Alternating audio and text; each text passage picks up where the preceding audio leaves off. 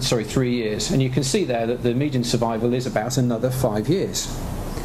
And this is just a simple example, but if you can do this with study after study after study, that when you look at the survival of the patients in the surgical series that have had pulmonary metastasectomy, it's exactly the same as for the Duke's stage patients. So in other words, the patients that haven't had surgery.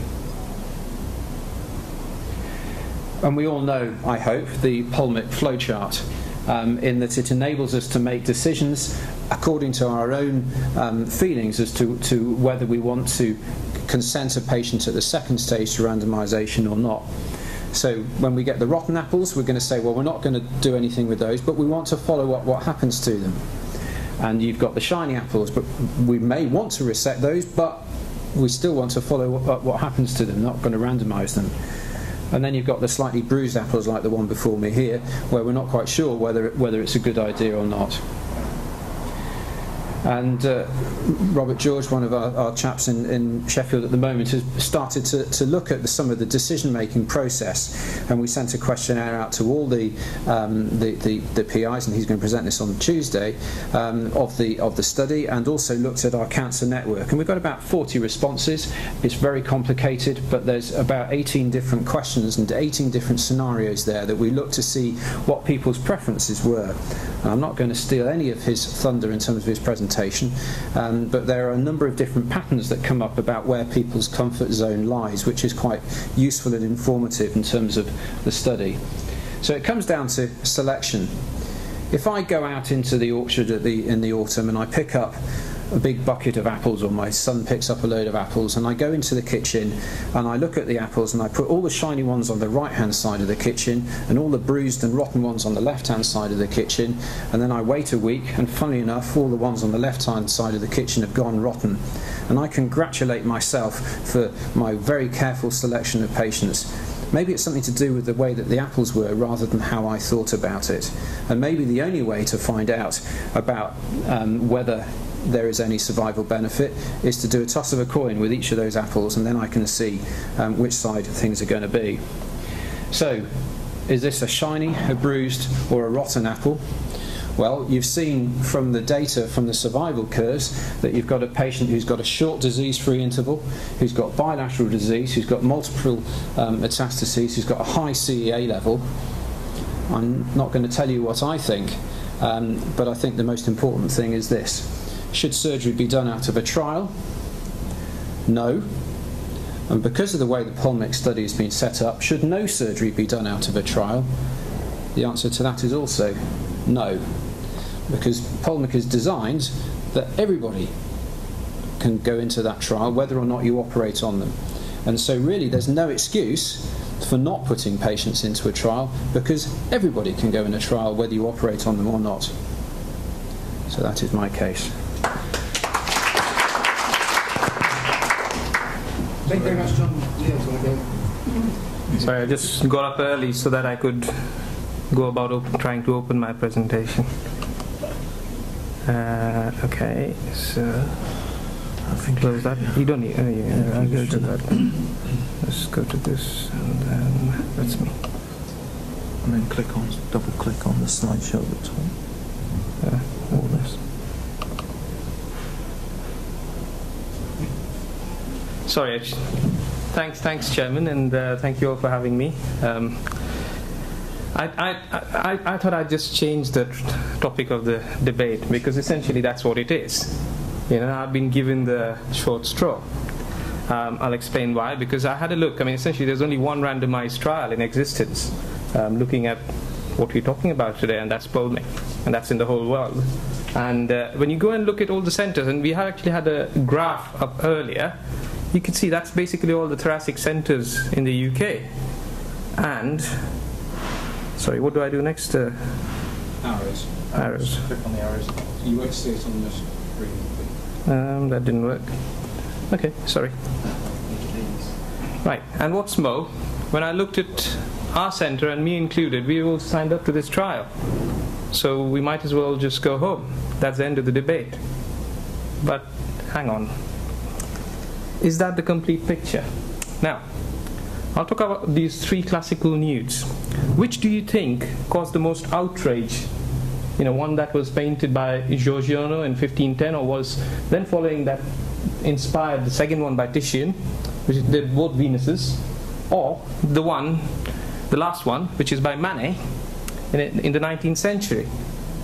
Actually, it was Manet's nude which caused most controversy and public outrage, and if it hadn't been protected very well, we wouldn't be seeing it now anymore. And that's because he took classical beauty, which is the first two nudes, and depicted as a, pardon my French, it's a demi-mondaine. He changed the name to Olympia, and that's a common name apparently in 19th century Paris or France for a woman of questionable character. And there are certain signs. You can't see the cat there, which replaced the dog, and these are all suggestions that, and the way she's putting her hand across her privates. But essentially, he changed he portrayed classical beauty as a prostitute, and that caused the outrage. So it's the last one. Okay, and I find myself in that sort of situation, in a room full of people who agree that evidence-based trial, a randomized control trial is the best thing, myself included. I've got to convince you that actually it might not be the right thing. Okay, why might? Well, so given the spirit of in the spirit of the debate, I had to look into it. So I had to try and completely blank out that as part of the PulMiCC trial and look into what. Now, John's already presented all the evidence, so I won't go into great detail. I knew he was going to present to you, and I agree with him. When you look at all the evidence or the lack of it, and they're mainly by Tom Treasure. He's not here, but I've sort of underlined the major parts that there's not sufficient to draw interferences, and randomized trial is probably the best thing to do. And recently in the BMJ, that's just a couple of weeks back, that's what he sort of took some evidence from the sarcoma mets, and he again sort of basically gives the same message what John's just talked about, so I won't talk about it. So that's us. I'm the David here, and in real world, apart from the Bible, in real world, the David gets crushed much of the time under evidence, and that's where we are. Now, hang on. Is there a small pocket of resistance, or is there some evidence that we can see? Well, there might just be some. We'll go back to the same paper which John talked about. That's the ESTS metastasectomy project. John talked about it and talked about the various practices. I fully agree. That's what was there. Look at all these people. These were all part of the ESTS project, and that's part of the paper, the picture. And you can see there are North American cousins.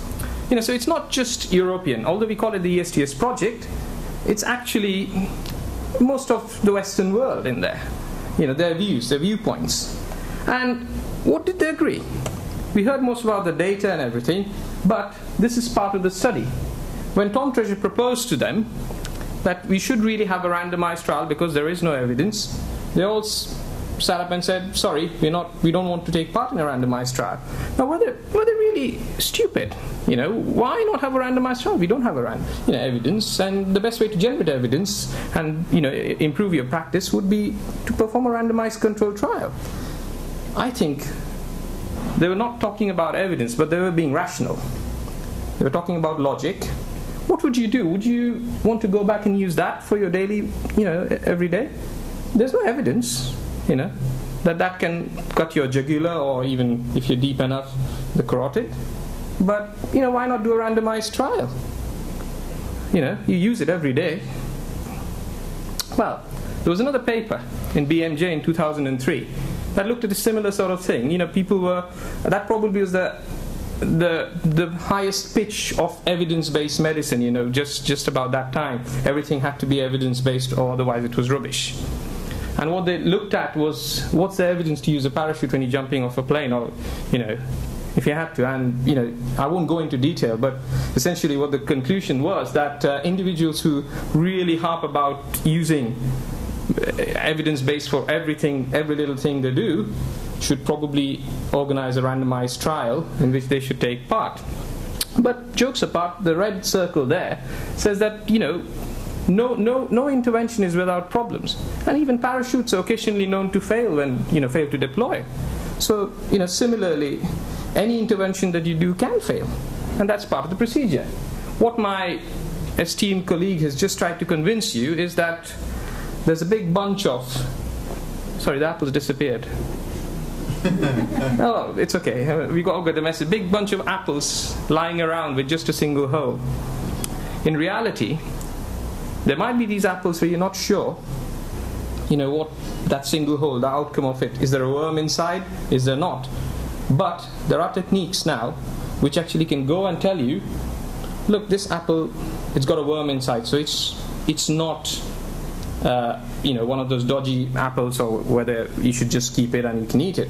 So what my colleagues failed to mention to you today is that there are other techniques. So it's no longer as blurred as you might think the situation to be. Why is that? Because there are some evidence, or there are some papers, they might not be evidence-based, they might not be generated from randomized trials, but that, and John's mentioned that as well, that if your disease-free interval is too short, you're likely to recur too quickly. Similarly, if you got 3 or more metastases, you might not do as well. Now, each of these individual points might not be, the bee's knees, or might not be the absolute evidence, but you have to be rational. You have to be Mr. Spock. You have to look at it, and we all can be fairly rational, and that's why I guess all those people put their hands up and said, sorry, we're not going to, take part in a trial, and we're going to we can make these decisions in the MDT or as a group. Our practices change. I know in all the evidence that we've seen so far, we've looked at big cuts, thoracotomies, but most of us would probably be using VATS for doing metastatectomies, which are usually situated in the peripheral lung. I mean, I know the one that you showed, the bilateral met, and that probably, again, with the CEA, we wouldn't operate. That's pretty clear cut. But again, there's a central one, the large one. But I'll come to that as well. And you got these high definition stacks, and you can see much better. So our practices change. We don't make big cuts anymore. We see a lot better what's in there. And even the ones which you can't see or feel, you can always, these ones, small ones, you can always put a needle in there, or you can use other localizing techniques for them. So you've got you've got methods or means at your disposal where you can attack most of these nodules, some of these ones with the holes. How has techniques changed again? In our institution, we've got radiologists, interventional radiologists who use radiofrequency ablation. And me and some of my colleagues, our practices change as well. And that's partly evidence-based, not from randomized trial, but I'll show you the evidence. But if they're centrally located, they're small ones. Rather than doing something like a lobectomy, I have no qualms about using RFA. And we sort of getting into there where we use RFA for very central ones where it might need a lobectomy, and if there's 1 or 2 peripheral ones in other lobes, we'll do wedges for those, because contrary to RFA, while it's good for the central ones, for the peripheral ones they can't really, because the lung movement around the ribs, they can't really get those very clearly. What's the evidence? There is evidence coming out for RFA. That's sort of slowed down a bit, because as we heard from Shireen earlier, there's SBRT, which we don't use yet for the meds, but I suspect what goes on for lung cancer treatment is going to translate to meds. If the outcome is a low morbidity procedure, it's got to. So there's nice guidelines as well for the percutaneous RFAs for primary or secondary lung cancers, and again I've highlighted relevant parts, but you can go and read the whole document. There are other energy sources like microwave ablation, and there's again evidence coming out. I mean, this paper actually looks at the effect of single lung ventilation. So they've moved away from evidence to prove that this works and it's safe. They're now going into bits where they say, well, how is it better? So that's why I took this paper rather than show some other evidence which shows that it works. Coming towards the end, we are in the middle of a financial crisis here, and we want to do yet another big trial. It's a complicated 2 arms where there's a lot of subjectivity involved, because there are a lot of these so-called apples with blurry edges. Should we be doing that? We are all being asked to sort of save pennies where we can. Now, I took this paper from BMJ. They're both from BMJ. Sorry, I missed out the actual citation, but I just highlighted that bit in the study, or in that paper, which says that many of these trials that we perform are actually not of any practical use. At least that's my interpretation of it. They're huge trials, they're complicated arms, there are more than 2 arms. yes, no, maybe. And, you know, John showed us a fairly complicated algorithm for the PulMiCC trial. And these arms are actually driven by academicians. They're not of any practical use. You know, when you sit down and you think about it, you know, the answer is clear-cut. Can I treat this patient? Am I being logical about it? Or is, like you showed the CT scan earlier, with that huge met and a CA of 12, you know, I'm not going to help this person. So that's reality, and that's real life. A cautionary tale here. We all took part in the Mars trial, which was published, it was talked about, and we sort of said, well, EPP is really bad. And many of you probably don't do EPP anymore, but again, you know, would you stop doing other kinds of radical surgery for mesothelioma patients? Well, we said that it's really bad and it's not. But what happened then? I mean, this is the consensus. This is IMIG, which is International Mesothelioma Interest Group. They are the apex body for all people around the world with interest in mesothelioma. They did not accept it at face value. Last year, towards the end of last year, they all got people from around the world with an interest, specialists in mesothelioma, including people who are involved with the Mars trial. They all sat down and said, let's look at the evidence. You know, how does Mars influence us? Now, I'm talking about this because this is a completely different disease, but it was an equally complicated trial, equally difficult to recruit, like we've seen from, you know, the chart that you've just shown us about the PulMiCC recruitment. And you can see that the original plan was to get 50 patients within 1 year before embarking on a definitive randomized study. It took 3 years to get those 50 patients. The definitive study never took off. There were several, if you read the paper, again, I don't want to go into details, there were several conclusions drawn which were not part of the primary objectives of the pilot, and that's what they looked at. And the conclusion or the consensus opinion was that EPP is not really bad, but you should select your patients carefully. You should be rational about them, and if you got good results, so be it, carry on doing it. And I think that's where we are with PulMiCC. Should we be spending a lot of effort and money in times when we are bad, you know, when we are asked to count our pennies, each penny, and have another outcome such as Mars did on an equally difficult subject? So in conclusion, you know, we should be rational. Well, fine, you might be the one who doesn't jump, but you know, if you got a good reason not to jump, maybe you should have a second look at it. Coming back to the topic, this is my concluding slide. I mean, Manet's portrait of Olympia is actually now a French national treasure.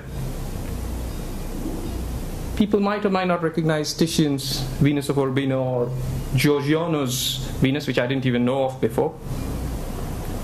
But Manet's Olympia has actually inspired lots of other art streams or classical nudes, you know, when you look at it. Lots more than the other two did. Thank you very much for having me.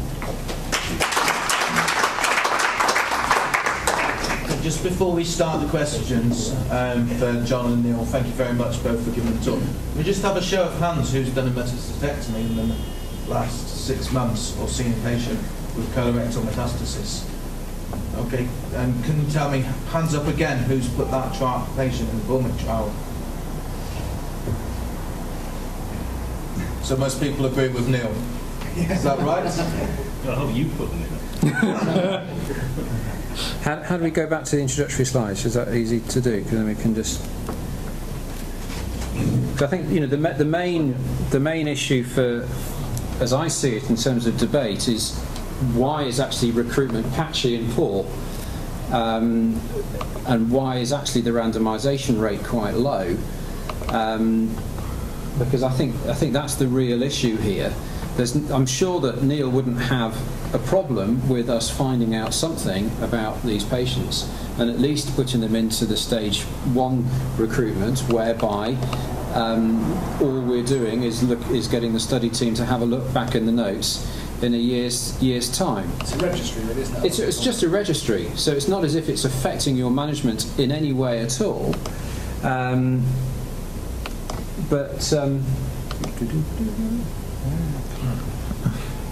It's complicated software, this, isn't it? It is.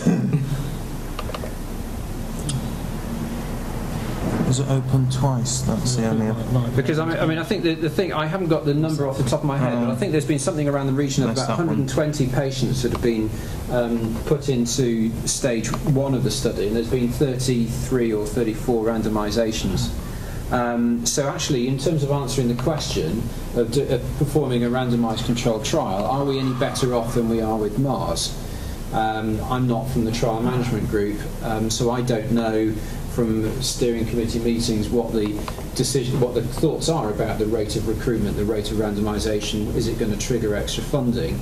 But I can see that there are. Should we just go back one? Should we? No, doesn't it? I'm trying to. It's not working. It doesn't work the same way, I think. You have it all in your minds anyway. But I think that's the point.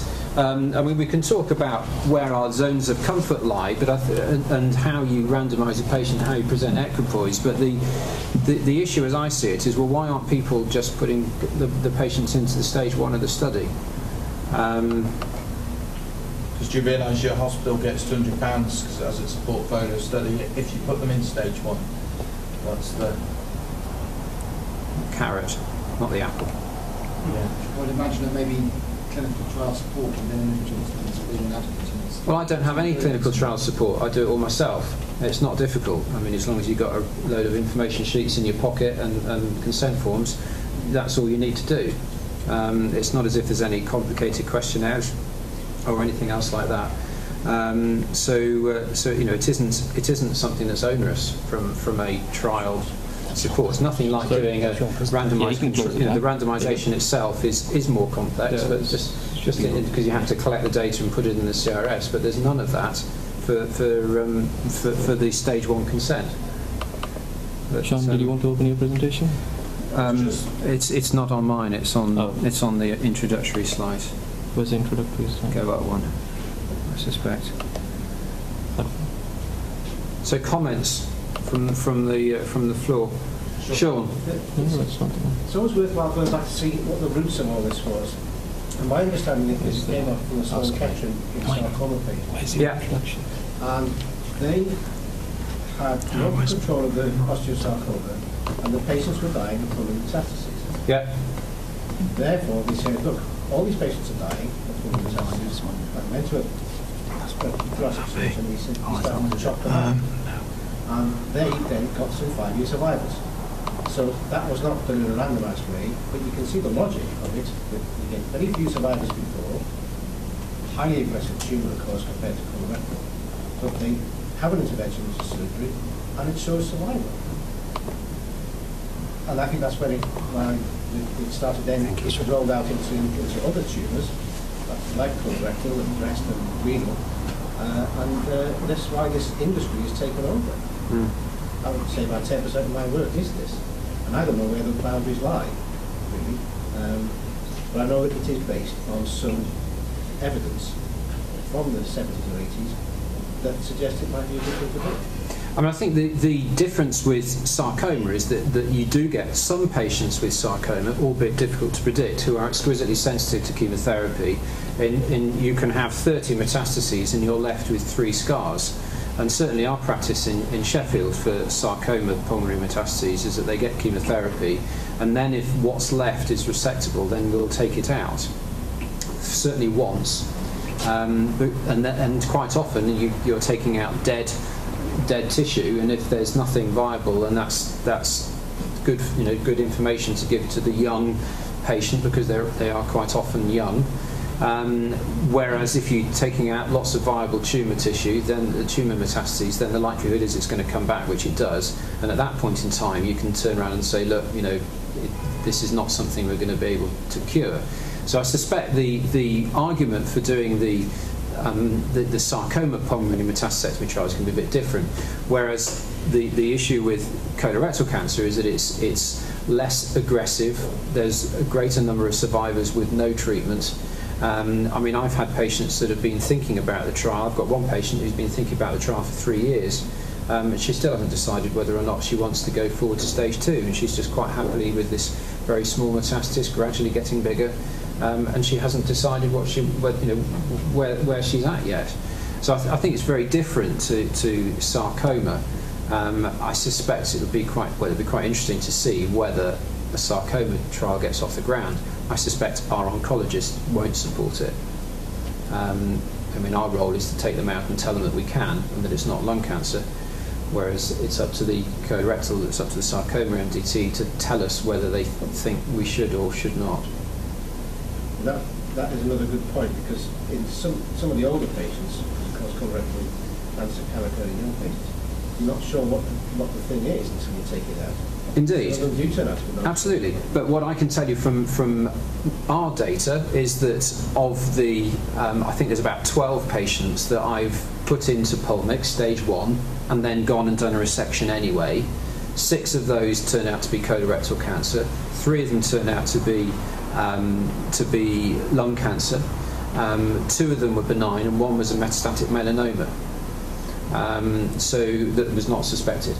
So I think, yes, you do pick up those. But yes, and of course you should, if you've got an isolated nodule with no tissue diagnosis, then that should be removed. I don't think anyone will have an issue against that. John, I found one of the problems I get is that you get patients that have had their colorectal cancer chopped out, they've had their liver chopped out, they then come to you with the lung metastasis. And the conception given to them, preconception from the liver team, is that they need these chopped out. Yeah, and if not, they'll send them to Leeds. It's the threat that we get for RFA. Have you been able to deal with that in any way? Or? Well, we have. I mean, if you get down to it, you have to realise that the liver's a very different organ. I've never done HPV. I don't know whether anybody has through their training. Maybe not. But as I understand it, you can take out half the liver, and it will then regenerate the full 100% function back again. You can't do that with the lung. Oh, that we could. So I think the point, yes, it's big surgery to take the liver out, but they will regain function, whereas there will be a permanent, quantifiable deficit in quality of life with the lung resection. So I think it's different in terms of the benefits. Wedges in a 50-year-old non-smoker doesn't really actually increase the DOCO, doesn't it? Yes, but then taking out a central lesion, doing a lobectomy in a 75, 80-year-old, they sometimes do the liver resection in patients of 70 plus, and I think it's very different. So I mean, I sell it as being a very different problem. We have had 3 or 4 patients that we've randomised that have had prior liver surgery, and we've basically agreed to have a consensus at the advanced colorectal MDT and the lung MDT as to whether or not we should randomise. We haven't randomised anyone without a tissue diagnosis or prior liver metastasectomy. So I don't think we've denied anybody surgery where it would be a clear benefit. And you just have to agree. And part of the point of Robert George's paper that I hope you'll see is that there are disagreements between the different teams, and they can be profound. But if you agree to disagree, then surely you should randomise. Do you ever tell a patient that you're not doing an operation unless it's part of the trial? Well, I think any trial of surgery versus no surgery, your equipoise default position has to be that you can't justify doing surgery out of a trial if you have equipoise. You can't choose, oh, but I like you, therefore I'll do it anyway. If you're recruiting to a trial, your default position has to be that you're not going to operate, because otherwise you shouldn't be doing the trial. Yeah, but if, say, the patient that was presented with the 3 mets, the liver taken out, raised CA 2 years after his surgery, comes to you and says, I want an operation, I know. I'll say no. And so far, we've had 1 patient that asked for a second opinion, and the second surgeon, interestingly in a different centre, also said no. So it's not a regular thing, and it all depends on how you sell that equipoise. I mean, if you sell it the fact that and you lay it, I won't say you lay it on thick, because you don't. You say that there is no evidence that this is going to be a benefit to you, and there is quantifiable risk.